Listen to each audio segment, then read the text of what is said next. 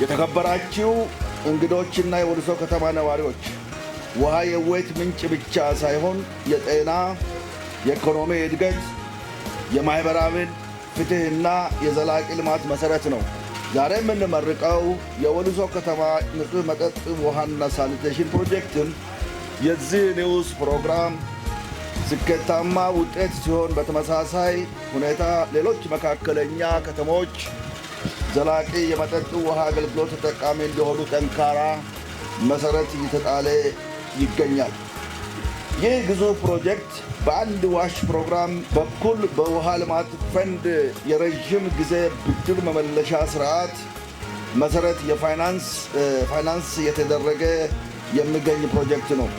ይህ የፋይናንስ አሰራር ፕሮጀክቱ በራሱ ገቢ ተደግፎ በዘላቂነት እንዲተዳደርና የጥገና ወጪዎቹን እንዲሸፍንና ለቀጣይ ትውልድ የተሻለ አገልግሎት እንዲሰጥ መሰረት የሚጥል ይሆናል።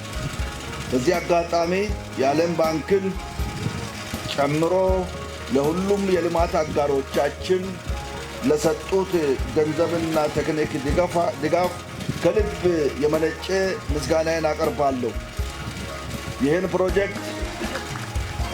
ፕሮጀክት ለመገንባት በአጠቃላይ ከ470 ሚሊዮን ብር በላይ ወጪ የተደረገ ሲሆን ከዚህ ውስጥ 1500 በላይ ለሚሆኑ የወልሶ ከተማ ነዋሪዎች የንጹህ መጠጥ ውሃ ተጠቃሚ የሚያደርግ ሲሆን ወደፊትም እስከ 2039 ዓ.ም ድረስ አቅሙን በማሳደግ እስከ 223,000 ሕዝብ ለማገልገል ችሎታ ያለው ነው። የፕሮጀክቱ ዋና ክፍሎች ይህን ታላቅ ፕሮጀክት ለማጠናቀቅ በርካታ ፈተናዎችን አልፈናል። በተለይም የመስመር ዝርጋታ ላይ የነበሩ የመብት ወይም ራይት ኦፍ ዌይ የምንለው የወሰን ማስከበር ስራዎች፣ የካሳ ጉዳዮች፣ በቀይ ባህር አካባቢ የተፈጠሩ ዓለም አቀፍ የጸጥታ ችግሮች፣ በሎጂስቲክ እና በቧንቧ እቃዎች አቅርቦት ላይ ያሳደሩ ተጽዕኖ፣ የባህር ትራንስፖርት ዋጋ መጨመር፣ የተለያዩ ዕቃዎች ዋጋ ግሽበት እና የውጭ ምንዛሬ እጥረትና መዘግየት ፕሮጀክቱን በእጅጉ ፈትነውታል።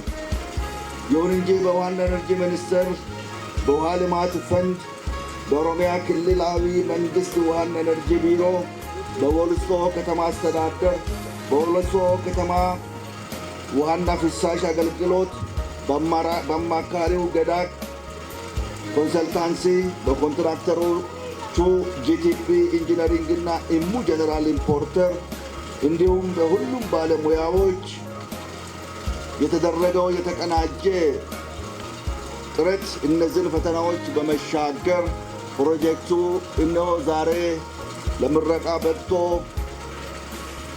እውን ስለሆነ በጣም ደስ ብሎናል። እንደ ሚኒስቴር መስሪያ ቤትም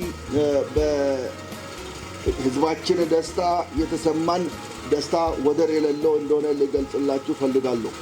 ቢሮን ብሻኒ በረበረና ፕሮጀክቶታ 2333 ኦል ጥሙሩዳን ኡመታ ሚሊዮና ለማ ቱቃ ለማ ኦል ተጃጅለማ ታሲሴራችሁዳ ከነ ኬሳ ባንኪ ድል አዱኛቲን ሰገንታ ዋን ዋሽን ጀchuudha መጋላ ወሊሶ ብሪ ሚሊዮና 470 ኦሊን አከስማስ hirmaannaa hawaasaatiin baankii idil addunyaatiin kan argamen tajaajila bishaaniitii fi bulchiinsa magaalaatiin hirmaannaa hawaasaatiin ijaarame jechuudha. Kanarra xumurree tajaajila banaa taasisne kana jechuudha. Bishaan kun bakka maddaa ka'ee hanga mana namaa galutti sirna bishaanii yaa'insa kana ooyiruu uummataa keessa waan darbuuf akkasumas immoo bulchiinsi kun bulchiinsa uummataa waan ta'eef tajaajila bishaan dhugaatii wajjin ta'uudhaan sarara ta'uu madda haa ta'uu bishaan bakka akka keessanitti eegdanii akka kunuunfattanii waggoota dizaayin godhame kanaaf akka ta'u tumsa keessan barbaanne jechuudha. Haaluma kanaan tajaajilli bishaan dhugaatii walisoo hojiilee biiroon bishaanii hojjetan tajaajiloota bishaanii of dandeessisuu jennee tajaajiloota bishaanii of danda'anii gara investimantiitti galanii babal'ifannaa haa ta'u akkasumas immoo suphaan investimantiidhaan of danda'an keessaa tokko waan ta'eef ammallee gamoo ijaaranii jiranii garuu immoo taarifa yoo fooyyessan foorumii uummataa yoo waaman waan tokko tokko irratti hanqina jirullee itti dhiyeenyaan akka hojjettan boordii keessas uummanni waan jiru itti dhiyeenyaan deeggarsa keessanii tajaajila qulqulluu fi waaraa itti fufiinsa qabu kan ciccitiinsa hin qabne akka taasisnu deeggarsa uummataa waan nu barbaachisuuf carraadhuma kanaan waamicha isinii dhiyeessuu barbaada jechuudha. Taatiin fe'iin guddaan hanqinni bishaanii yeroo dheeraa uummanni bishaan rakkachaa ture waan ta'eef baay'ee nu deeggaraa turan jechaadha bishaan irratti. Baay'ee nu deeggaree jira. Eebin daldaltoonni abbootiin qabeenyaa gamoo isaanii daldala isaanii cufanii torbee tokkoof akkasitti rakkoo bishaanii furuun mataa isaatiin egaa waan baay'eedha. Ikonomikaalii diinagdee magaalaa wantoota adda addaa guddisuu keessatti gahee guddaadha qaba waan ta'eef uummanni keenya yeroo dheeraadhaaf immoo hanqina bishaanii rakkoo bishaanii keessa waan tureef kana hubatee akka abdii guddaatti eebin guddina magaalaa illee sochoosa jedhamee hundaan uummanni irratti abdii guddaa waan gateef haala gaariidhaan nu tumsaa jira. Magaalaan keenya rakkoo bishaan dhugaatii waggoota dheeraaf uummata keenya miidhaa ture. Magaalaan keenya bishaan lafa jalaa fi lafa gubbaa irratti odoo jirtu misooma magaalaa dhabuurraa kan ka'e bishaan irra teessee bishaan dheebochaa turteetti. Hanqina bishaan dhugaatiitiin kan ka'e rakkoon bulchiinsa gaarii komiin hawaasaa fi guddinni diinagdee guddachuu qabu sadarkaa sirriitti hin deemu. Dhaabbileen keenya gurguddaan magaalaaf naannoo kana jiran rakkoo bishaanii hamaadha kan qabu. Hospitaala manneen sirreessaa kaampaasiiwwanii fi kolleejiiwwan garaagaraa jiraatan keenya magaalaa rakkoo bulchiinsa gaarii toora bishaaniitiin jiru hedduu ture.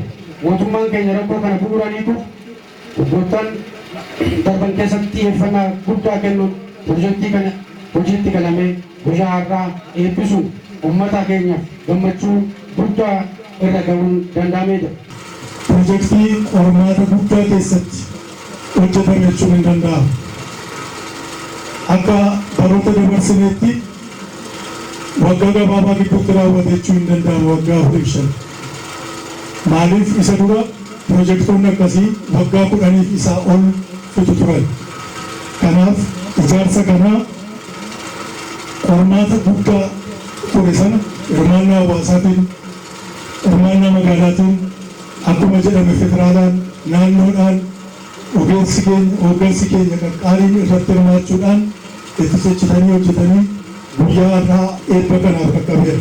Dhugaatii baasii guddaadhaan ijaarame kana uummanni sirnaan eegee akka inni itti fayyadamu hooggansi keenyaa fi ogeessonni keenyas akkuma irratti dadhabdanii ijaartanii asiin geessan tajaajila qulqulluu si'ataa kennuu keessattis isinis gahee keessan akka baatan adaraasni jechuun barbaada.